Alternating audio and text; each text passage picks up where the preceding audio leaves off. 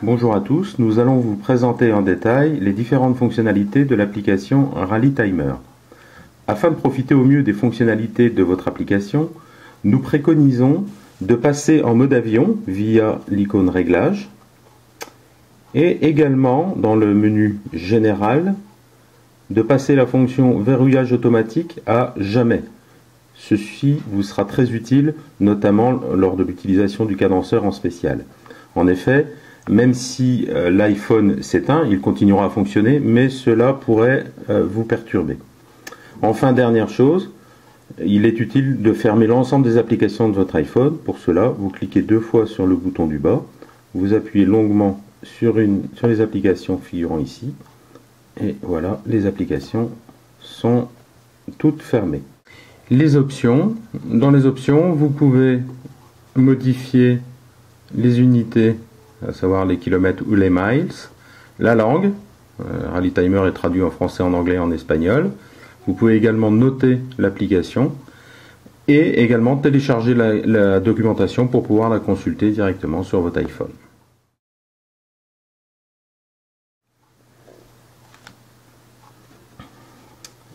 Vous allez disposer de plusieurs fonctionnalités au sein de cette application. La première, c'est le calcul de l'heure de pointage pour un contrôle horaire, pointage CH. Donc, nous sommes partis à 9h08. L'organisateur, dans son roadbook, nous dit que nous disposons de 2h07 pour parcourir une distance de 109,45 km. Donc dans l'écran suivant, nous reprenons les informations que vous avez saisies. Ensuite, vous avez la vitesse moyenne. En gros est affiché votre heure de pointage. Et ici, le temps restant jusqu'à cette heure de pointage. Le fait d'avoir utilisé cette fonctionnalité va vous permettre d'utiliser la suivante.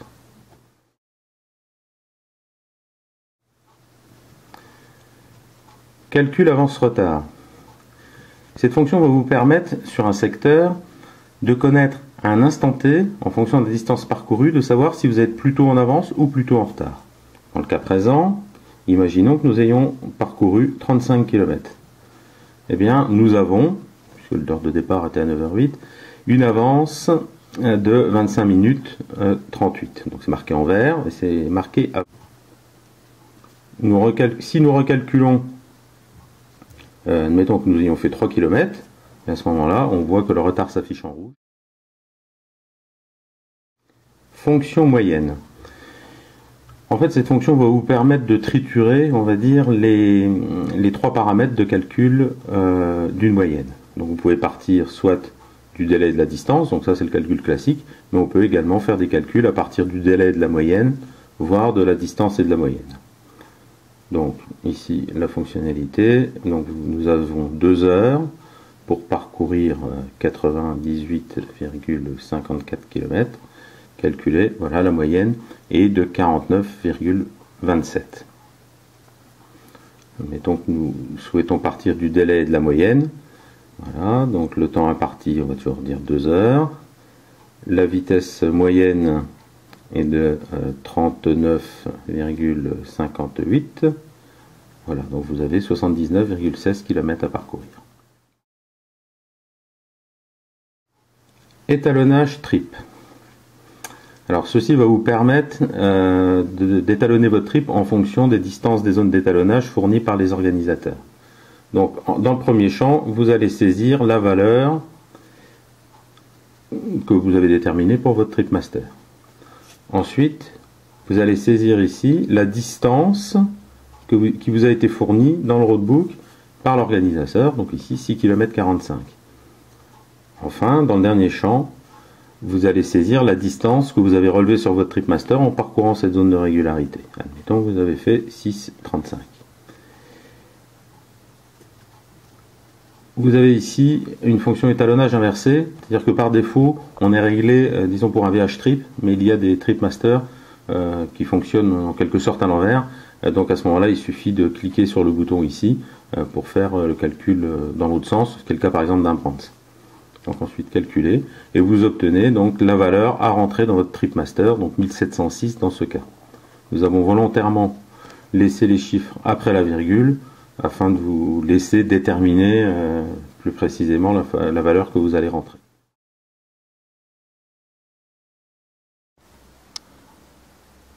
RallyTimer dispose de deux cadenceurs. Le premier, le mode manuel, pour les spéciales sans changement de moyenne, ou alors pour lesquels vous souhaitez rentrer vous-même le changement de moyenne à l'instant opportun.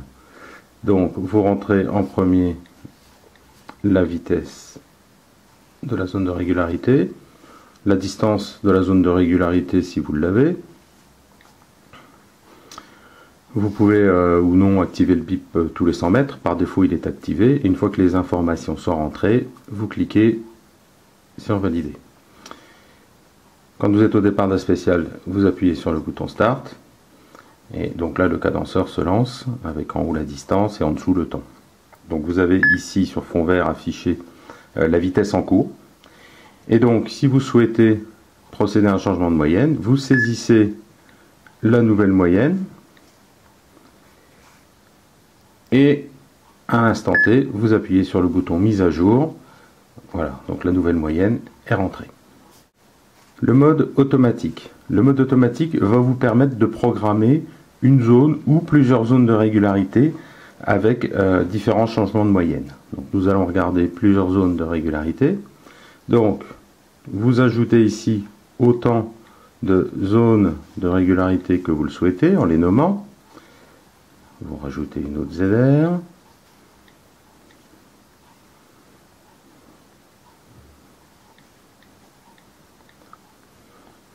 Ensuite, chacune des ZR, vous cliquez dessus et comme tout à l'heure, vous allez rentrer la vitesse initiale, 49, la distance de la spéciale. Nous vous invitons à rentrer une distance. Vous pouvez rentrer une distance 3 à 4 km supérieure à celle effective de la spéciale, afin d'éviter que le cadenceur ne s'arrête intempestivement si votre trip n'est pas bien calé. Et ensuite, vous cliquez pour ajouter les changements de moyenne. Donc à chaque fois, la vitesse et la distance à partir de laquelle ce changement de moyenne doit s'opérer. On rajoute une moyenne.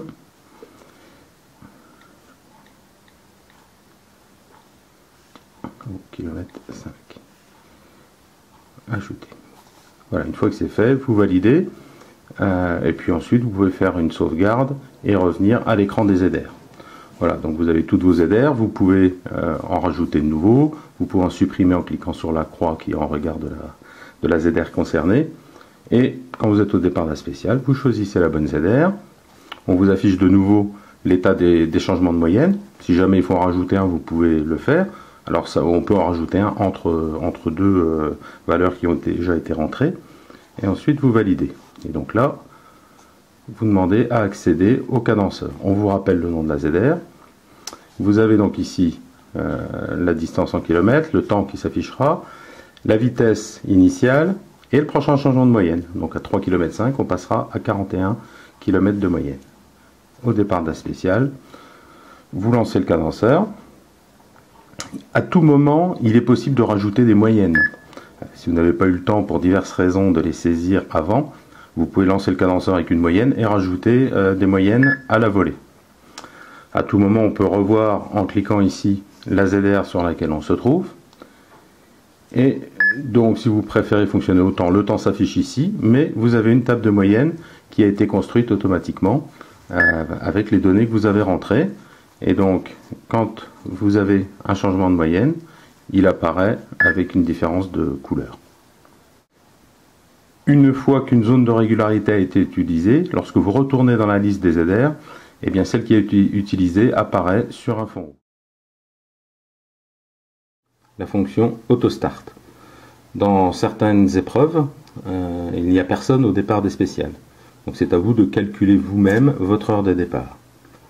Donc le fonctionnement est assez simple. Vous avez à rentrer ici la moyenne du routier. Ensuite, il vous rentrez ici la distance qui vous sépare du départ de la spéciale. Et ensuite, vous rentrez ici votre heure de départ de CH. Donc, admettons que nous soyons partis à 9h24. Et là, vous calculez. Donc, rappel des données que vous avez saisies. Le temps imparti, 22 minutes 20. Vous devez donc prendre le départ de votre spécial à 9h46 et 20 secondes. Et le temps qu'il vous reste avant le départ est de ce décompte, donc il est actuellement 15 minutes 36. En visitant notre site www.classic-rally-timing.fr sur votre iPhone, vous pourrez télécharger le manuel d'utilisation de l'appareil. Pour cela, vous devez avoir installé l'application eBooks, qui est une application Apple gratuite qui vous permet de consulter des PDF directement en ligne. Donc voilà, vous pouvez voir ici le guide de notre appareil.